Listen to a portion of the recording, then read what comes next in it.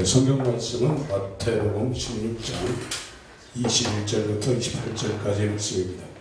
이때로부터 예수 그리스도께서 자기가 예루살렘에 올라가 장로들과 대제사장들과 서기관들에게 많은 고난을 받고 죽임을 당하고 제3일에 살아나야 할 것을 제자들에게 비로소 가르치시니 베드로가 예수를 붙들고 가나이 가로되 주여 그리옵소서 이 일이 결코 주에게 미치지 아니하리이다.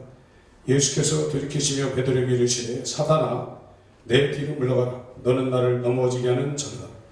네가 하나님의 일을 생각지 아니하고 도리어 사람의 일을 생각하는도다 하시고 이에 예수께서 제자들에게 이르시되 아무든지 나를 따라오려거든 자기를 부인하고 자기 십자가를 지고 나를 쫓을 것이니라. 누구든지 제 목숨을 구원코자 하면 잃을 것이요 누구든지 나를 위하여 제 목숨을 잃으면 구원하리라. 사람이 만일 온 차를 놓고도 제 목숨을 잃으면 무엇이 유익하리요? 사람이 무엇을 주고 제 목숨을 바꾸겠느냐? 인자가 아버지의 영광으로 그 천사들과 함께 오리니 그때 각 사람의 행한 대로 갚으리라. 진실로 너에게 이르노니 여기 섰는 사람 중에 죽기 전에 인자가 그 왕권을 가지고 오는 것을 볼 자들도 있느니라. 이 성경에서 이 성경 말씀에 사람의 일과 하나님의 일에 대해서 말하고 있습니다.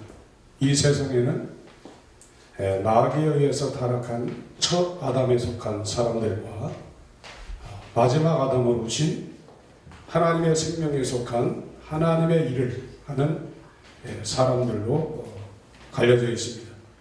우리가 예수를 믿으면서 하나님 앞에 나와서 사람의 일을 위해서, 사람의 일이라는 것은 마태복음 4장에 마귀가 시험하는 것을 기록하고 있는데 먹는 문제, 두 번째는 명예 문제, 송에서 뛰어내리라 할 때, 그리고 마지막은 경배 문제를 시험을 하고 있습니다. 아담의 타락으로 말미암아 인간은 태어날 때부터 마귀의 속성으로 충만한 DNA를 가지고 이 땅에 태어났습니다. 그래서 자기가 하나님 되어서 이 땅의 일생을 살아가는 동안에 성공하려고, 잘 살려고, 명예를 높이고 더 나아가서는 신이 되고 싶은 그런 속성을 가지고 태어나서 이걸 교회까지 끌고 들어가가지고 하나님한테 나를 좀 성공시켜주고 내 명예를 좀 높여주고 내가 신이 되게 좀 해주세요 하는 그런 생각을 가지고 기도도 하고 헌금도 하고 헌신도 하고 철야도 합니다. 어떤 분이 통합 측의 1700명 신학생들 앞에 가서 그런 말씀을 하셨다고 그러는데, 우리나라 기독교가 이렇게 성경의 본질을 벗어나가지고 이렇게 타락한 것은 당신들의 엄마가 너무나 기도를 많이 해가지고 내 아들 잘되게 해달라고 이렇게 치맛바람을 부려가지고 하나님 앞에 우리나라 기독교가 이게 타락했다 하는 얘기를 하는 걸 들었습니다. 공감합니다.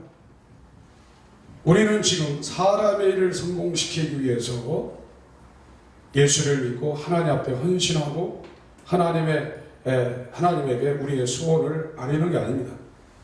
예수는 하나님의 일을 하러 오셨다고 말씀하고 있습니다. 하나님의 일이 뭐냐? 타락한 인간을 마귀의 손에서 꺼내서 하나님의 생명으로 부활하신 그 영원한 생명으로 우리 안에 연합해서 영원히 살게 하시려는 예수 그리스도의 죽음과 부활과 성령으로 그가 우리에게 연합하는 것이 성경에서 말하는 하나님의 일입니다. 이 일을 마태복음 16장에 베드로가 13절부터 27절까지 신앙 고백을 했어요.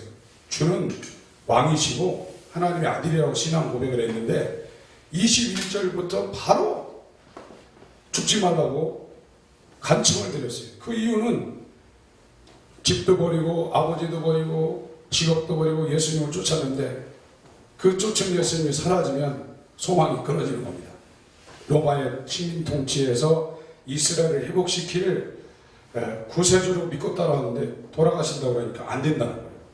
그래서 마태복음 20장에 보면은 세베대의 아들의 어미가 예수님 찾아와서 야고보 요한의 두 아들 당신의 나라의 저편에 앉게 해주소 이러니까 24절에 나머지 10 제자들이 엄청나게 분기탱천했다고 했습니다.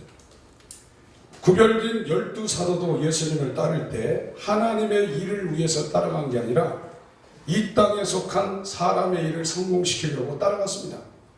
그러나 인간을 만드시고 우주를 만드신 하나님은 이 땅에 왜 오셨냐? 하나님의 일을 하러 오셨다 이게. 그 하나님의 일을 하러 오시기 위해서 전제되는 조건들이 있는데, 첫째는 하나님이 피조물 되는 겁니다. 빌립보서 2장에 성육신은 하나님과 동등하신 하나님이 가장 낮은 존재인 인간으로 자기를 낮추셨다고 했습니다. 이것이 물처럼 낮추신 하나님의 겸손입니다. 이 겸손한 자로 30년간 인간에게 자기의 신분을 말하지 아니하고, 그것도 가장 이스라엘에 낙후된 나사렛에서 21가지 직업 중에 18번째 직업인 목수 일을 하시면서 한 번도 자기 자신을 드러내지 않았습니다. 왜? 하나님의 일을 하기 위해서 자기를 부인하시고 버리신 겁니다. 더 나아가 마태복음 26장의 십자가 지라는 이 말씀을 가지고 힘쓰고 애쓰고 간절히 기도하며 땀방울이 핏방울 떨어지듯 기도하면서도 내 뜻대로 마옵시고 아버지의 뜻대로 되길 원합니다 하고 십자가에 달려 죽으셨습니다. 그래서 첫 아담이 범죄한 이 영원한 사망의 문제를 영원한 생명이 성육신해서 십자가에 죽으심으로 그걸 사하시고, 그걸로 완성된 게 아닙니다. 인간 구원은 그가 성령으로 다시 부활해서 성령으로 다시 우리 안에 연합이 되어야 둘째 아담이신, 마지막 아담이신 하나님의 생명에 우리가 완전히 연합이 되어서 영생하는 겁니다. 그게 하나님의 일입니다.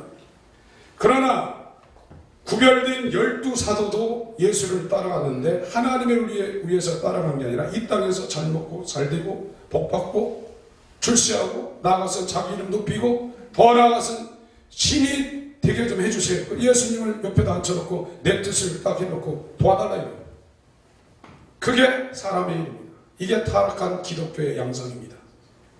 그래서 예수님이 나를 따라오려거든 전제 조건인데 너를 부인하라. 마귀에게 속한 태어나면서부터 마귀의 DNA로 꽉 찬 너 옛사람을 부인해라. 낮춰라. 없애버려라. 그래야 십자가 질 수 있다. 그런 자만이 하나님의 일을 할 수 있다. 이렇게 말씀하고 있는 겁니다. 우리는 100년 넘었습니다. 지금 대한항공 회장님도 70세 마치시고 돌아가셨습니다. 빈손 들고 왔다가 빈손으로 가셨습니다. 전도서는 인간이 이 땅에서 그렇게 소망했던 모든 일들이 허무하다고 그랬습니다. 우리에게 영원히 빛나는 생명은 예수의 보혈을 통한 성령으로 우리에게 부활하신 예수가 연합이 되어서 옛 생명으로 살지 아니하고 하나님의 생명으로 사는 자만이 아버지의 이름을 높이고 영혼을 구령하며 하나님의 일을 감당하는 하나님의 아들의 삶을 살아낼 수 있습니다. 이것이 좁은 길이요, 이것이 찾는 이가 적은 협착한 길이라고 했습니다. 우리는 남은 여생 사람의 일을 생각하고 예수를 따르는 하나님의 길을 방해하는 자가 아니라 자기를 부인하고 자기 십자가를 지고 하나님을 따라가는 예수의 형제로, 예수의 신도로 우리 남은 인생을 살아야 될 것입니다. 우리 모두 우리 주님이 우리와 연합하는 이 길에 우리를 부인하고 우리에게 주신 십자가를 감당하시길 예수 이름으로 축원합니다. 아멘.